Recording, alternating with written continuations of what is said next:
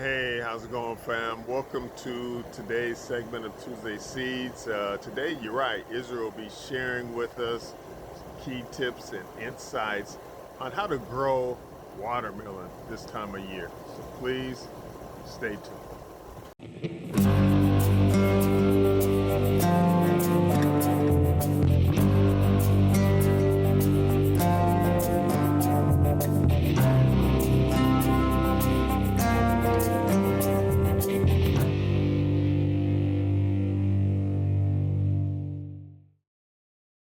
All right, this is Uriah Israel, Texas Small Farmers and Ranchers community-based organization, and I want to talk about watermelons and growing them at this time of the year. We're looking at mid-September, and the temperatures have changed quite a bit.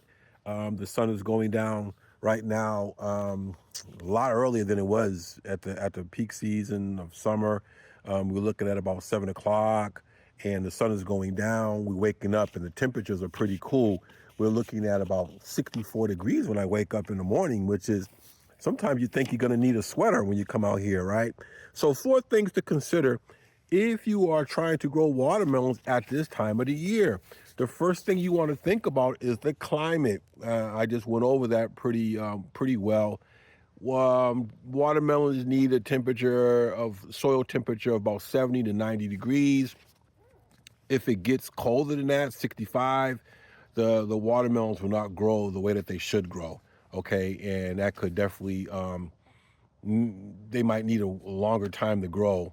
And as we get closer and closer to the late fall and then of course winter time, that will definitely stunt your watermelons and probably might even kill them.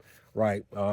So the climate. The second thing you want to look like is the planting time. That ties into your climate, because if when you plant your, and this is a good point. Whatever you plant, you want to look at what's the maturation date of this fruit or vegetable that I'm planting. Like, how long do I have? So you can like if I planted something right now, let's say as a seedling, it might take 2 months. 2 months from now could be like maybe late November. That probably won't work, because at night it's going to get down to the 50s and definitely going to do a lot of damage to my watermelons. The other thing you want to consider is variety. What variety are you growing? Are you growing something like a Jubilee? Are you growing maybe something small like a sugar baby? A sugar baby, you might be able to get away with it because they're a lot smaller and they grow a lot quicker. Okay, and then the last thing, of course, you just want to always pay attention to the soil temperature. Check it out. Like when you get up in the morning and it's 64, 65 outside, check your soil temperature, because your soil retains heat. So the soil might not be as cold or cool as you think it is, but your watermelons and other warm season crops definitely need warm weather to produce the fruit that you want them to produce. Okay, and that's my take on watermelons. One last thing I do want to say: if you have to cover them up, let's say you're trying to grow this special crop, you might have to use some type of maybe black plastic over them, just so they can get the heat that they're supposed to get.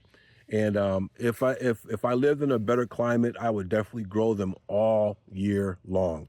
But the key is, of course, climate, and also climate variety, and that should do it right there. Okay, guys? All right.